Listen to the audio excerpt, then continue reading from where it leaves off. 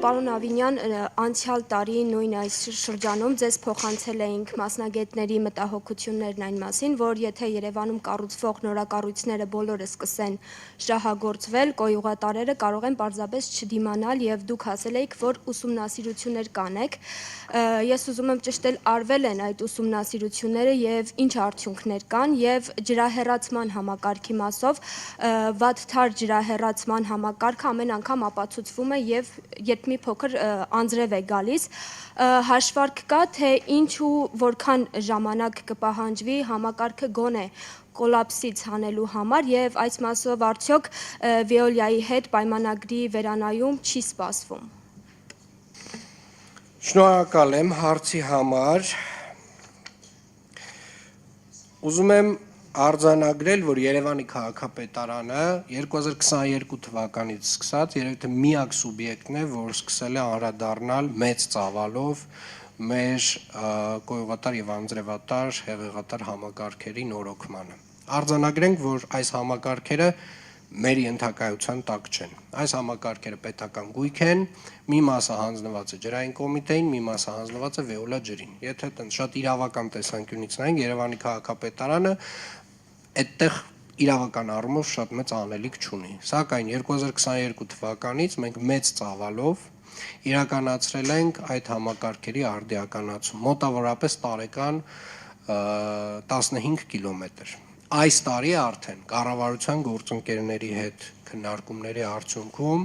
նաև ստացել ենք պետական ֆինանսավորում, այսինքն սրանից առաջ միայն անում էինք համայնքային ֆինանսավորմամբ։ 9 կիլոմետր իրականացրել է պետական միջոցներով, 5 կիլոմետր իրականացվել է այս տարի Veolia ջրի միջոցներով եւ 1 կիլոմետր մենք մեր հրատապ ծրագրով ենք իրականացրել, այսինքն այս տարվա ծավալը նույնպես նախորդ տարիներին համարժեք է։ Մենք մոտավորապես Երևան քաղաքում ունենք չկոյուղացված 90 կիլոմետր հատված եւ ունենք հիմնանորոգման կարիք ունեցող 72 կիլոմետր հատված եւ ամեն տարի մենք այս 15 կիլոմետրը պահպանելով մեր հիմնական խնդիրները էականորեն թեթևացնելու ենք։ Ասեմ ավելին, այս տարի մենք ավելացրել ենք բյուջեն հրատապ հրատապ լուծումներ պահանջող խնդիրների համար, որով որ մենք նույնպես կոյուղատար համակարգերի վթարների, որոնք որ անթիվան համար են, շաբաթական մոտավորապես կարող են հասնել մոտ 400-ի, մենք նույնպես Երևանի քաղաքապետարանը ունենալու է հնարավորություն արձագանքելու, այսինքն միայն Veolia ջրի այսպես ասած աշխատանքները չեն լինելու, այլ մենք էլ ենք նույնպես արձագանքելու բոլոր այն դեպքերում, երբ որ ինչ որ խնդիրը չի լուծվում կամ երկար չի լուծվում։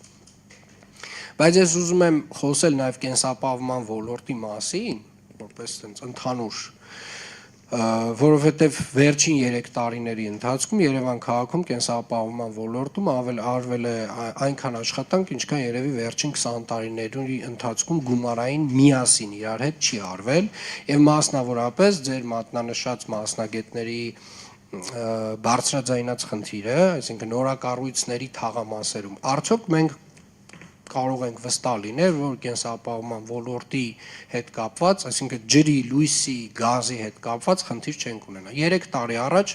մենք շատ մեծ մտահոգություն ունեինք այդ մասով, որովհետև կարելի էր ասել այդ ժամանակ խնդիրը համարվում էր անլուծելի։ Հիմա 3 տարի հետո ես կարող եմ վստահորեն ասել, որ մեզ մոտ այդպիսի թաղամաս չկա, նորակառույց շենքերի թաղամաս չկա, որ կենսապահովման ոլորտի բոլոր կոմունիկացիաները հիմնական,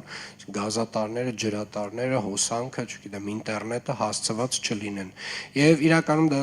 մեծ ծավալի աշխատանք արվել է մեր գործընկերների հետ, կառուցապատողների միության հետ եւ իհարկե քաղաքապետարանի նախաձեռնությամբ եւ համակարգման։